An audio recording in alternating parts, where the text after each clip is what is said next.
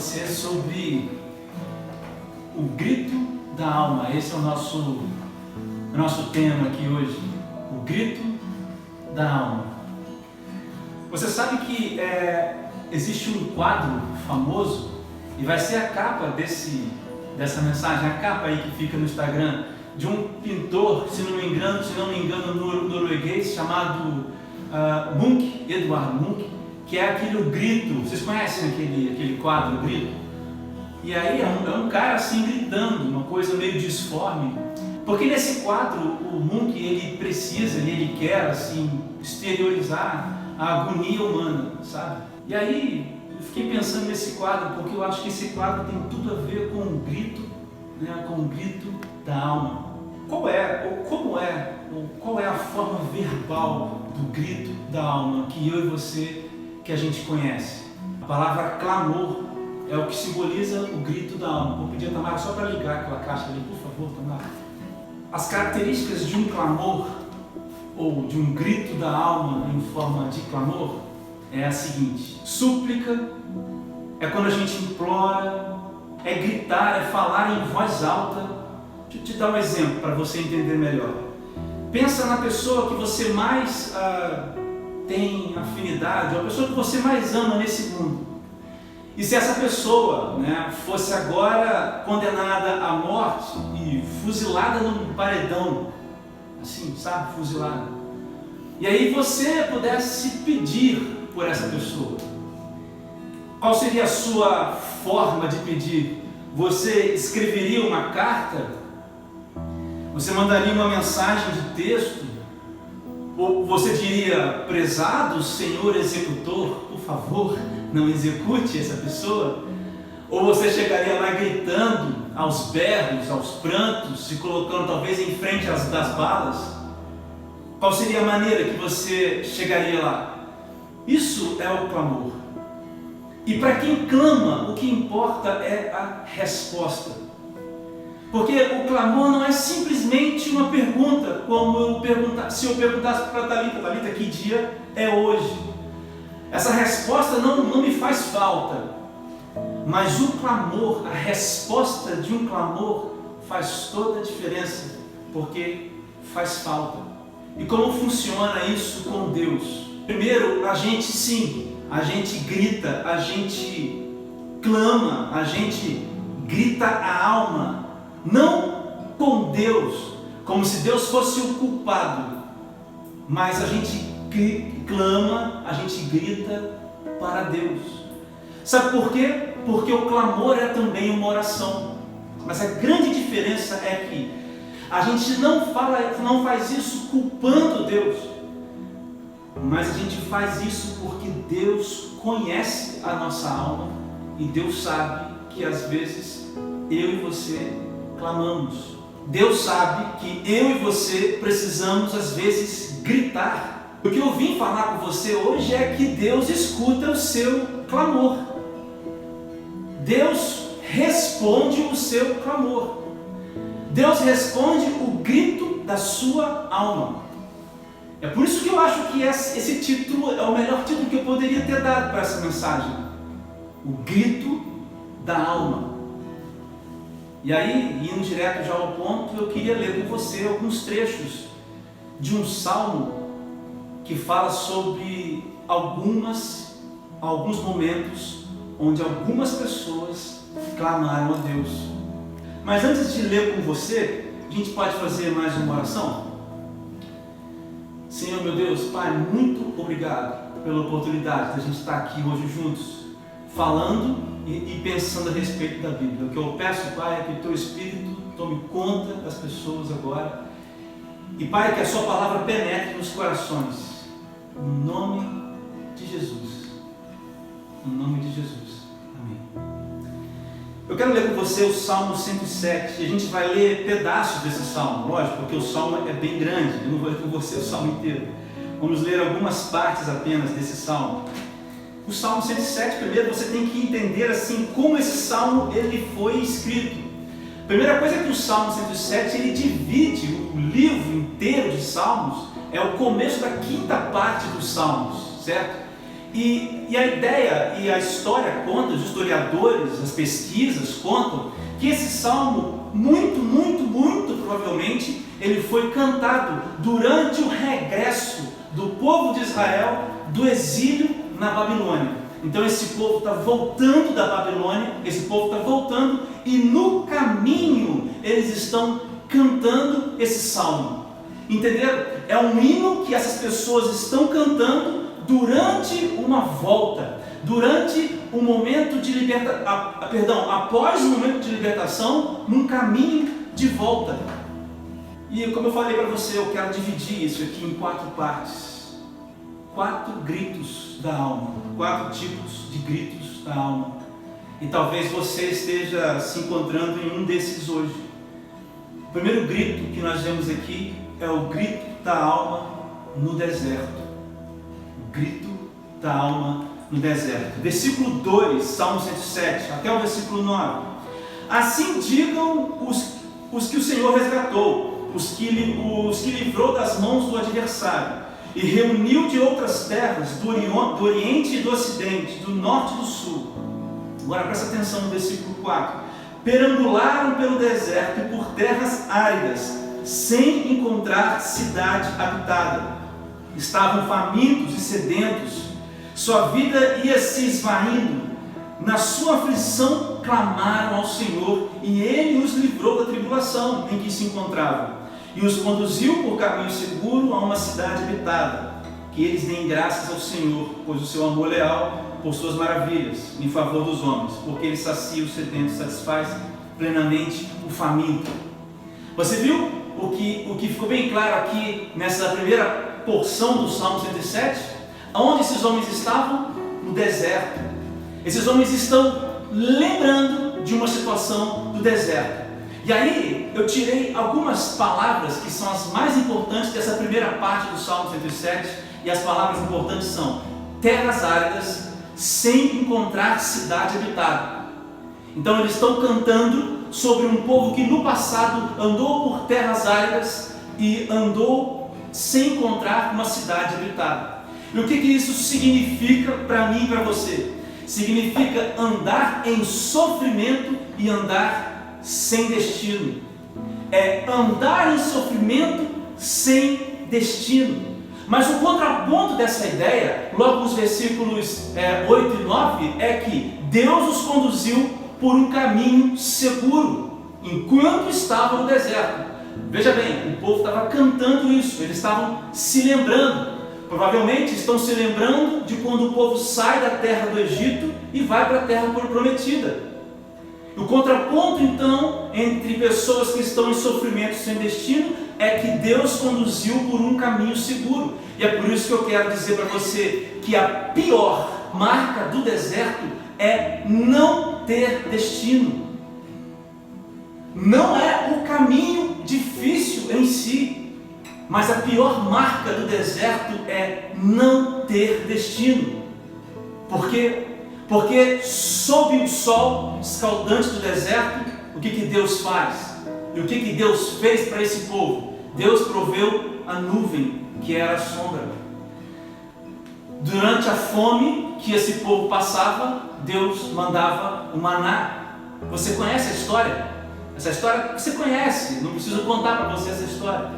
Durante a noite, o que Deus produzia? A coluna de fogo para guiar durante a noite. Então, a marca do deserto, a pior marca, é pessoas que andam em sofrimento, mas sem destino. E esse é o grito da alma das pessoas que estão no deserto. Agora, veja bem, meu irmão, ter destino não é saber para onde estão indo.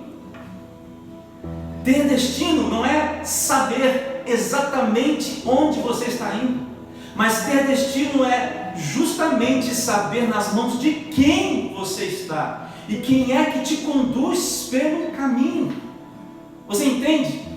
O grito das pessoas que estão no deserto são as pessoas que estão em sofrimento e não têm destino nenhum. Porque o sofrimento me une a Thalita, une o Pimpão, une a Tamara, une a Vanessa, une o Juan, porque o sofrimento é algo natural na vida. mas o destino que nós temos durante o sofrimento e durante essa vida, isso não é igual para todos. E mais uma vez, o destino não é saber exatamente aonde você vai chegar aqui nessa terra, mas é saber que seja lá onde você for, o Senhor vai te conduzir. Então você sabe qual é o grito da alma de quem está no deserto? O grito da alma no deserto é pelo destino escondido nas mãos de Deus. Você tem destino na sua vida? Você tem confiança? Você talvez não saiba onde vai chegar, mas você confia em Deus para entregar o seu caminho? Não confia? Então você é um dos que grita. A sua alma é uma das almas que gritam pelo deserto. E eu chamo isso de o grito da alma no deserto, o clamor no deserto. Mas a passagem continua, dos versículos 10 aos versículos 16. Assentaram-se nas trevas e na sombra mortal, aflitos, acorrentados, pois se rebelaram contra as palavras de Deus e desprezaram os desígnios do Altíssimo.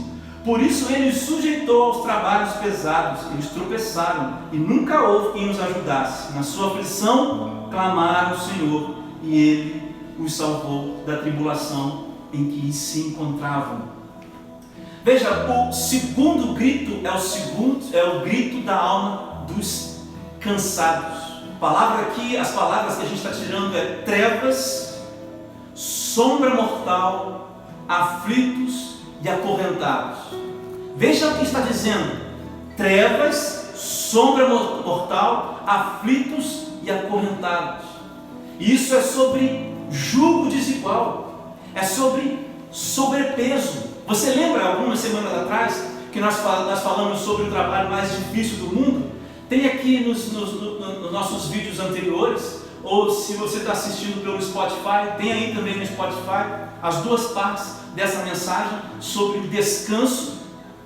E uma das coisas que a gente viu é que as pessoas cansadas, elas estão cansadas porque elas têm sobrepeso. Agora, um detalhe que o Salmo 107 traz para mim e para você: essas pessoas que estão cantando esse ano do Salmo 107, elas estão lembrando da época do cativeiro nessa hora. Pessoas cansadas são pessoas que estão no cativeiro, porque o cativeiro é lugar de gente cansada, é lugar de sobrepeso. Você viu as palavras? Aflitos, acorrentados. Esse sobrepeso é o que aflige as pessoas que estão cansadas. Portanto, o cansaço, o sobrepeso do cansaço, ele é alcançado, ele é plantado, e ele frutifica no cativeiro, no pior lugar onde você pode estar, cara. E eu queria abordar essa questão de novo do cansaço, sem usar agora o texto de Mateus 11, 28, mas usar o texto de Lucas 9, 23 a 25. E fala assim: Jesus dizia a todos: se alguém quiser me acompanhar, negue-se a si mesmo, tome diariamente sua cruz e me siga, pois quem salvar a sua vida perderá, mas quem perder a vida por minha causa, este a achará, este a salvará. Pois que adianta o homem ganhar o mundo inteiro e se perder ou destruir a si mesmo? Você percebe essa palavra de Jesus aqui em Lucas 9, dos versículos 23 ao 25? Que palavra difícil! Jesus está mandando você tomar a sua cruz. Deixa eu te explicar uma coisa e se negar. Deixa eu explicar uma coisa para você: cansaço é sobrepeso. Agora, a cruz não é sobrepeso. A cruz que Jesus manda você carregar, ela não é um sobrepeso. Sabe por quê? Porque a cruz primeiro significa negar os seus próprios desejos e colocar os desejos do Pai acima dos seus. E isso é igual, isso é sinônimo de felicidade. Isso é sinônimo de ser leve. Isso é sinônimo de andar feliz. Isso é sinônimo de contentamento, de estar contente o tempo todo. Carregar a cruz de Cristo significa dedicar totalmente o que você é, tudo o que você é, as qualidades que você é e as coisas que você tem, os bens materiais, a Deus. É santificar, santificação. E de novo, a santificação vai produzir frutos aqui mesmo na terra em você: paz, alegria. E por último, carregar a cruz de Cristo significa obedecer a Cristo. E por que Jesus diz que cada um deve então carregar a sua cruz? Meu irmão, sabe por quê? Porque existe, Jesus Cristo lá em Mateus fala: toma o meu jugo sobre os seus ombros, porque o meu jugo é leve. Sabe o que Jesus estava querendo dizer, e pensando nessa passagem de Lucas? Que se você negar os seus desejos, dedicar-se totalmente a Ele e ser obediente, não é um fardo pesado para você. Esse é o fardo que você consegue levar. Não pense que a vida, o Evangelho, é uma vida sem peso nenhum, porque é difícil ir contra nós mesmos e obedecer a Deus, negar os nossos próprios desejos, mas essa é a verdade que a Bíblia revela para mim e para você. Só que esse não é o sobrepeso, esse é o jugo igual. Em última análise, é para isso que você foi feito.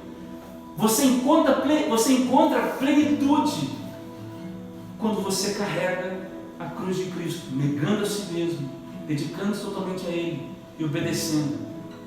O grito da alma dos cansados, presta atenção, se você é uma pessoa cansada da vida, o grito da alma dos cansados é pelo alívio que só a cruz pode dar.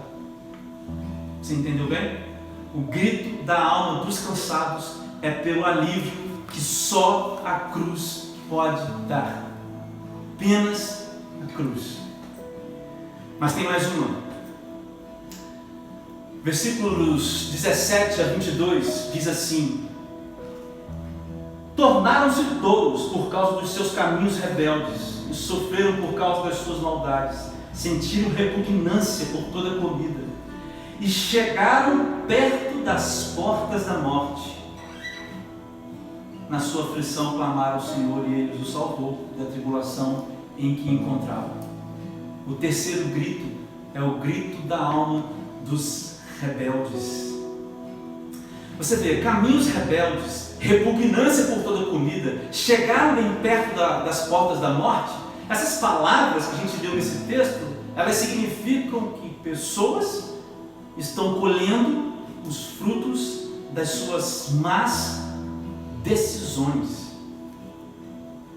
Pessoas estão colhendo os frutos das suas más decisões. Meu irmão, você pode estar vivendo isso agora, nesse momento, vivendo os piores dias da sua vida, porque você faz e fez e tem feito as piores escolhas da sua vida.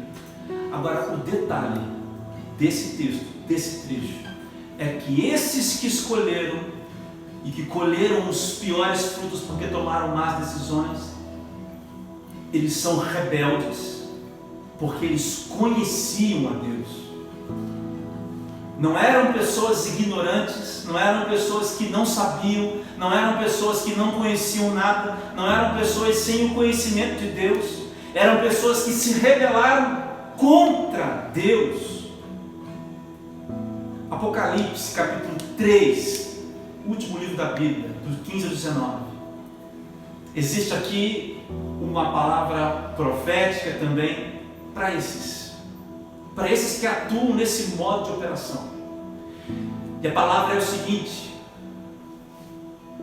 figurado numa das igrejas ali em Apocalipse, tem um grupo de igrejas, existe uma palavra para cada igreja. E a palavra é a seguinte: conheço as suas obras, sei que você não é frio nem quente.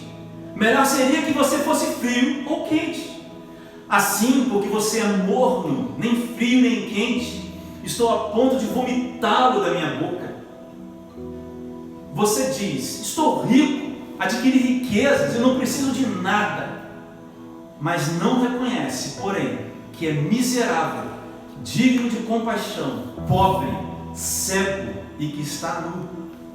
Dou-lhe este conselho: compre de mim ouro refinado no fogo e você se tornará rico. com roupas brancas e vista-se para cobrir a sua vergonhosa nudez, e compre colírio para ungir os seus olhos e poder enxergar.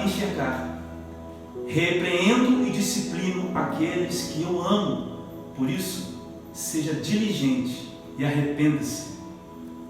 O grito da alma dos rebeldes é por perdão. Você entende? O grito da alma dessas pessoas rebeldes, que conhecem a Deus, mas são pessoas mornas, o grito da alma delas é por perdão. Porque se não há em você um arrependimento, cara, então não há em você nada do Evangelho. Se você é um desses, e agora eu queria falar assim, muito para essas pessoas, porque eu me identifico muito com esse grito, porque a maior parte dos meus dias eu vivi dessa maneira, e eu tragicamente aqui tenho que dizer que creio que a maioria da juventude, a maioria das pessoas dentro das quatro paredes das igrejas são pessoas nem frias, nem quentes, são pessoas mornas, e estão gritando para Deus com as suas almas, mas são gritos rebeldes, são gritos de alma, mas são gritos de almas de pessoas rebeldes. Você entende? Essas pessoas estão colhendo maus frutos, porque tomaram más decisões. E o detalhe é que você conhece. Eu não estou pregando nada novo para você, se você é uma dessas pessoas. Por isso o grito da sua alma hoje é por perdão. A minha oração, cara, é que você não seja uma dessas pessoas. Ou que se você for, que hoje esse seja o grito da sua alma, perdão. Que você seja diligente e arrependa-se. Agora, hoje. Mas existe ainda um quarto grito. Versículos 23. Fizeram-se ao mar em navios, para negócios na imensidão das águas, e viram as obras do Senhor, as suas maravilhas nas profundezas. Deus falou e provocou um vendaval, que levantava as ondas, subiam aos céus e desciam aos abismos. Diante de tal perigo, perderam a coragem, cambaleavam tontos como bêbados, e toda a sua habilidade foi inútil. Esse é o grito da alma assombrada. Eu chamo esse grito da alma assombrada. As palavras desse trecho que a gente vai tirar: perderam a coragem, cambaleavam, tontos como bêbados, e reparem, e toda a sua habilidade foi inútil. Se a gente somar todas essas palavras, a gente vai encontrar uma só. E o somatório disso tudo é desespero. O grito da alma assombrada é o grito da alma das pessoas desesperadas. E perceba que o texto aqui em Salmos 107, diz que esses homens se desesperaram porque estavam no mar. E quem comanda o mar é Deus. E Deus fez surgir ondas. O que significa para mim e para você é um desespero em face às coisas da vida. Os homens viram a Deus e ainda se sentiram em desespero. Homens que viram a Deus, mas ainda se sentiam em desespero. Pessoas que estão desesperadas em face às coisas da vida. Por exemplo, a gente perde as pessoas na vida. Na vida a gente é enganado. Na vida a gente é traído. Na vida as coisas dão errado. Na vida a gente tem que recomeçar. Na vida a gente está errado às vezes e precisa mudar algumas coisas. Na vida a gente tem doenças. Na vida a gente tem dificuldades. Você conhece muito bem o texto de Eclesiastes, capítulo 3, até o versículo 10, do 1 ao 10. Você sabe que o sábio que escreve Eclesiastes diz isso. Essa é a vida. E as pessoas que estão gritando com a alma assombrada, elas estão desesperadas, porque as coisas da vida aconteceram. E eu acho até um pouco injusto nós não sentirmos desespero em certas situações. Sabe, em 2001, há bons anos atrás, eu perdi o meu pai biológico. Graças a Deus eu tenho um pai hoje, que é o meu padrasto, mas para mim é um pai. Aliás, um abraço para o pastor Renato e minha mãe também. E graças a Deus eu tenho outros pais, está aqui um também, o Marcão. Mas em 2001 eu perdi o meu pai. E aí era uma situação muito difícil para mim, porque eram pais separados. E a separação de uma família causa grandes devastações na vida de um adolescente, de um jovem. E perder esse pai dessa maneira foi desesperador. De tudo me lembrei, menos de que eu tinha um Deus. Mas o que você esperava também diante dessa situação? O que a gente pode esperar? O que a gente pode falar para uma mãe que perde um filho? O que a gente pode dizer para um filho que perde os pais, fica órfão? O que nós podemos dizer? O problema, presta atenção, o problema não é aquele desespero que nós enfrentamos e sentimos nas veias quando a gente passa por isso. O problema é ser refém dessas coisas durante toda a sua vida. Jesus não vai nos privar de viver as situações difíceis, mas Jesus jamais nos deixará ser escravos dos resultados dela. Desespero é a mesma coisa que deixar de esperar. Você entende? Desespero é deixar de esperar. Na minha história, aquele menino deixou de esperar. Deixou de esperar que algo bom fosse acontecer. Deixou de esperar que o Pai, o meu Pai Celestial, Deus, iria estar comigo. Desespero é deixar de esperar. E a questão desse texto é que diz assim, que toda a sua habilidade foi inútil. E cara, esperar nas coisas erradas é desesperador mesmo. Porque a Bíblia fala que a única esperança que não falha, Romanos capítulo 5, dos versículos 3 ao versículo 5, é a esperança em Jesus, a fé em Jesus, no que Jesus Cristo fez e conquistou na cruz. Essa é a esperança que não falha.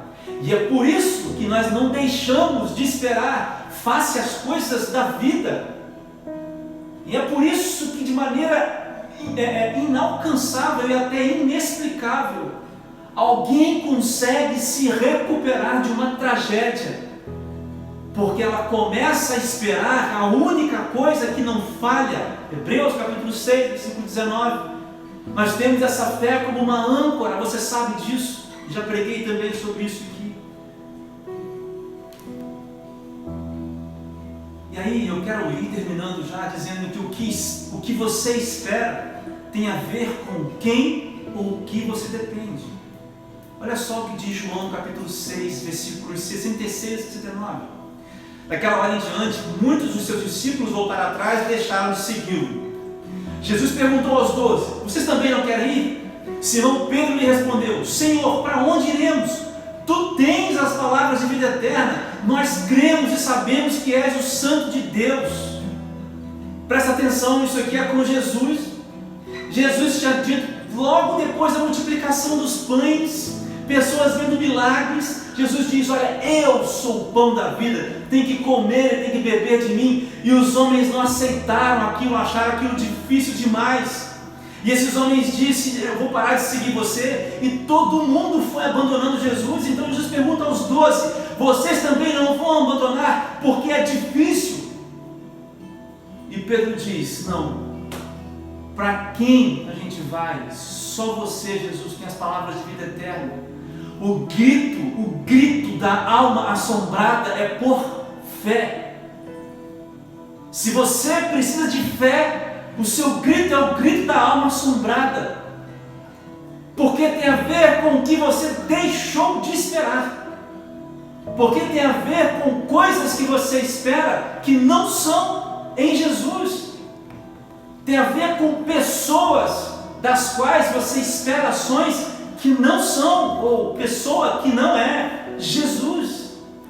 O grito da alma assombrada é por fé. Mas eu comecei essa mensagem dizendo que o mais importante do clamor, Pimpão, é a resposta. É a resposta. O que todo desesperado, clamando, gritando, quer uma resposta. Não foi isso que eu falei? Para esses 4 casos, Deus deu uma resposta. E eu vou ler para vocês. Aos que estão gritando no deserto, a resposta: na sua aflição clamaram ao Senhor, e Ele os livrou da tribulação em que se encontravam, e os conduziu por caminho seguro a uma cidade habitada, porque Ele sacia o sedento e satisfaz plenamente o faminto. Existe destino no deserto. Para o segundo grupo, os que gritam com a alma cansada, a resposta de Deus, os versículos 14 e 16 aí do texto do Salmo 107. Ele os tirou das trevas e da sombra mortal e quebrou as correntes que os prendiam. Que eles deem graça ao Senhor por seu amor leal e por suas maravilhas em favor dos homens, porque Ele despedaçou as portas de bronze e rompeu as trancas de ferro. É por isso que a cruz que Cristo fala para você carregar, que é obediência, colocar os desejos dele em primeiro lugar e negar a si mesmo, é que você pode, porque Ele arrebentou as correntes. Terceiro, aos rebeldes que gritam, Deus respondeu assim. Aos que pediram por perdão, Deus respondeu assim: e Ele enviou a sua palavra e os curou, cara, e os livrou da morte. Existe perdão para você, cara.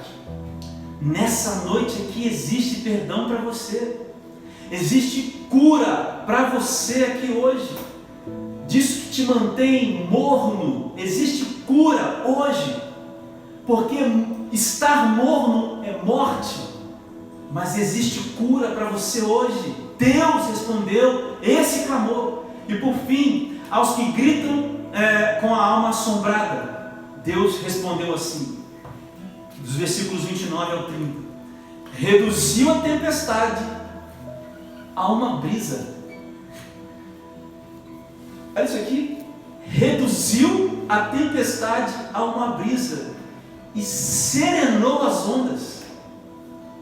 As ondas sossegaram. Eles se alegraram.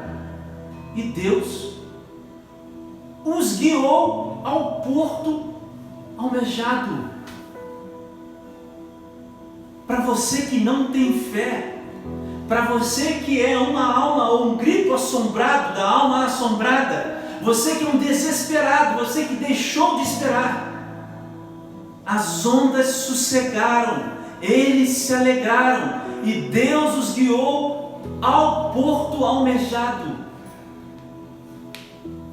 Cara, e esse salmo termina os últimos 2 versículos, acho que é o 43 e 44, dizendo o seguinte para mim e para você: os justos veem tudo isso e se alegram, mas todos os perversos se calam.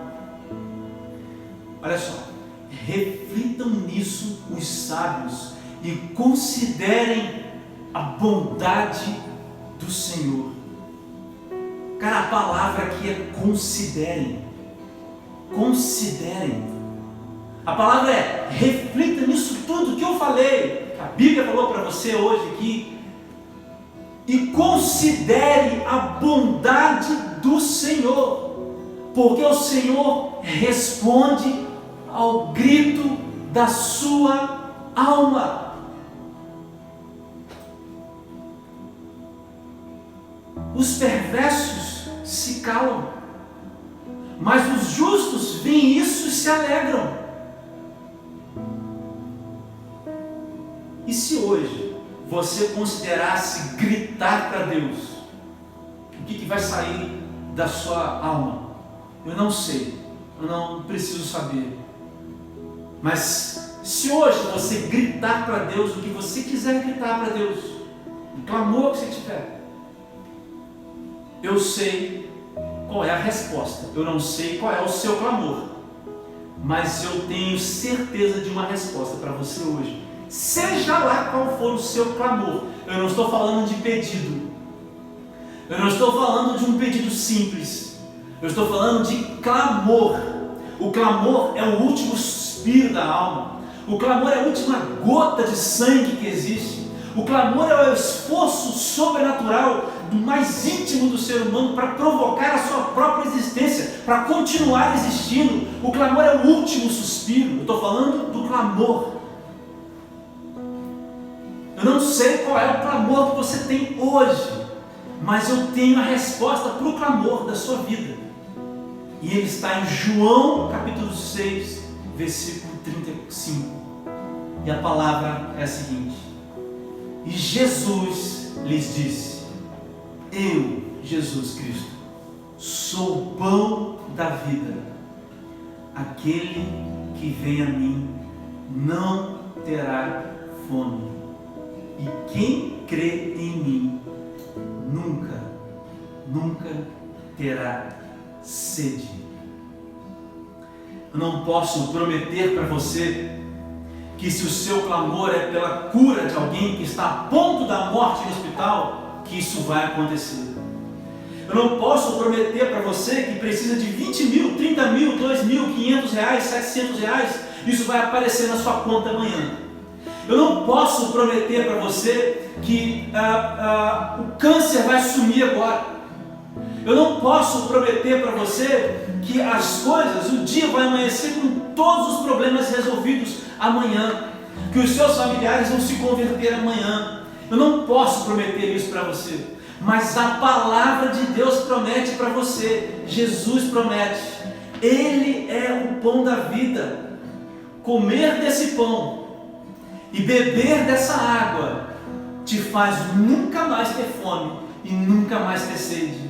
O que significa que você será completo, você será realizado, cheio de novo, completo em Jesus, apesar daquilo que hoje te faz gritar. Você compreendeu? E aqui a gente encerra hoje. Não sei qual é o grito da sua alma, mas para qualquer grito que seja, Jesus vai saciar você.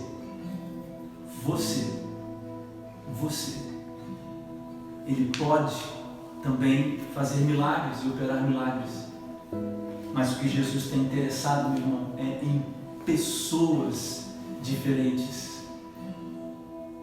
Jesus está interessado em pessoas transformadas, de dentro para fora, porque esse é o maior milagre. Gente que quando vê as situações não fica desesperada, não perde a fé. Gente que atravessa pelo deserto no sol escaldante, sabendo que tem um destino. Gente que anda pela vida com o jugo de Jesus Cristo, carregando a cruz. Gente que não é quente nem morno. Gente que tem posição. Gente que sabe negar. Gente que sabe dizer não quando tem que dizer não. Gente que é firme. Gente que é constante. Esse é o milagre. E isso é o que Jesus proporciona para você e para mim hoje. Vamos orar que a gente já vai encerrar. Feche os seus olhos e coloca aí no altar do Senhor, fala com Deus aquilo que é gritante para você. Eu quero orar primeiro por isso. Então feche os olhos e ora junto comigo. Senhor meu Deus, eu coloco nas tuas mãos esses gritos de almas hoje aqui, esses clamores.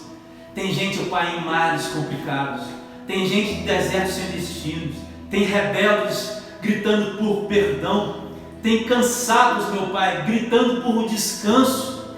Pai, entrega essas pessoas tudo isso que elas estão pedindo no nome de Jesus agora. Ouve o grito dessas almas. Pai, aqueles que estão gritando com as suas almas, ouve o grito dessas almas nesta noite. Eu peço, Pai, no nome de Jesus, que o Senhor faça isso agora. Espírito Santo, com gemidos inexprimíveis, explique, mostre para Deus, porque você, Espírito Santo, conhece o coração, a intenção de Deus, e Deus conhece, vasculha cada centímetro da nossa alma. Então, Espírito Santo, com gemidos inexprimíveis, leve as dores das pessoas, os gritos, os clamores, até o trono de Deus Pai, no nome de Jesus. Mas também quero te pedir, Deus, que nessa noite, aqueles que nunca beberam da água da vida eterna, aqueles que nunca comeram do pão da vida eterna, que eles tenham um encontro real com Cristo hoje, Deus, porque esse é o maior milagre de todos, e essa é a resposta para todo e qualquer clamor, todo e qualquer grito da alma.